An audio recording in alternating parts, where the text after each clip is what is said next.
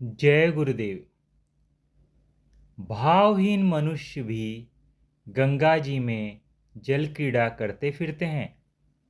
कभी भावपूर्ण स्नान करते भी हैं तो तत्काल पश्चात वासनामय जगत में प्रवृत्त हो जाते हैं। यदि गंगा स्नान को साधन के उपाय के रूप में कोई झुठलाए तो सभी साधनों को किसी न किसी आधार पर झुठलाया जा सकता है। हमारे विचार में भावपूर्ण गंगा स्नान भी कालांतर में फलदायी साधन है। गंगा स्नान से कोई पार तो नहीं हो सकता, किंतु अंतरगंगा के रूप में पार होने का मार्ग अवश्य प्राप्त किया जा सकता है। नाव से उतरकर हम अपने स्थान की ओर चल दिए। वापिस पहुंचकर महाराज श्री कहने लगे, साधन विधि वास्तव में अंतर में है। वासनाओं तथा विकारों के रूप में, संस्कारों तथा क्लेशों के रूप में, जड़ तथा चेतन की ग्रंथि के रूप में जीव का संकट भी अंतर में है तथा उसका समाधान भी अंतर में ही हो पाना संभव है। इन सभी समस्याओं का हल जिस चैतन्य आंतरिक शक्ति के पास है वह भी अंतर में ही है। वासनाओं तथा संस्कारों का अंतर चैतन्य शक्ति के साथ संघर्ष भी अंतर में ही होता है। स्थूल इंद्रियों से लेकर आत्मा तक जाने का मार्ग बाहर कैसे संभव है? बाहर केवल अंतर की स्थिति का बाह्य प्रकटीकरण होता है। बाहर किसी स्थान का नाम परमार्थ या मुक्ति या अध्यात्म पर रख लेने से वह परमार्थ का धाम नहीं हो जाता। परमार्थ अंतर में है, अंदर जाने में है, विस्तार को समेटने में है।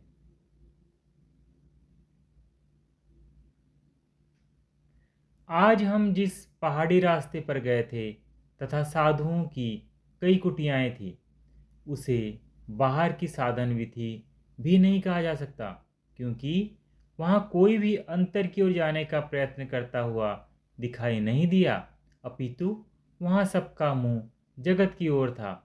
सब राग द्वेष, परस्पर वैमनस्य एवं निंदा में डूबे हुए दिखाई दिए। भगवान जाने कि अन्य क्या क्या विकार मन में समेटे हुए होंगे। हमें जो दिखाई दिया उसी की बात कर सकते हैं।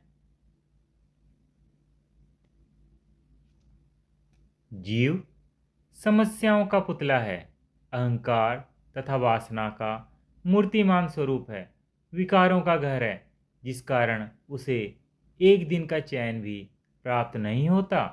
वह हर समय समस्याओं से घिरा रहता है तथा नई नई समस्याएं खड़ी करता रहता है। उसकी यात्रा बहिर्विधि में आगे बढ़ती रहती है, किंतु उसके प्रत्येक कर्म का प्रभाव संस्कार संचय के रूप में अंतर में पड़ता है। वह जो भी दृश्य देखता अथवा आवाज़ सुनता है, उसका ज्ञान अंतर में अंकित हो जाता है। जब तक अंतर्वृत्ति की ओर नहीं घूमेगा, उसकी समस्याओं का समाधान होना आरंभ नहीं होगा।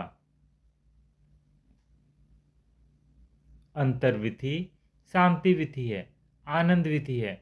उसमें एक एक कर समस्याएं विलीन होती जाती हैं, एक एक कर आवरण उतरते जाते हैं, भ्रांतियां निवृत्त होती हैं। अंतर्वृत्ति ही साधन विधि है, जो अंतर जागृत शक्ति के द्वारा उत्तरोत्तर ऊपर चढ़ते जाने का मार्ग है। अंतर्वृत्ति में सूर्य के प्रकाश की भांति आत्मा का प्रकाश बढ़ता जाता है। चंद्रमा की ज्योत्सना की तरह शीतलता से माया रूपी बादल छंटते जाते हैं। सर्वज्ञता अनावृत होती जाती है। इतना कहकर महाराज श्री मौन हो गए। सब अपने अपने कमरे में चले गए। जय गुरुदेव।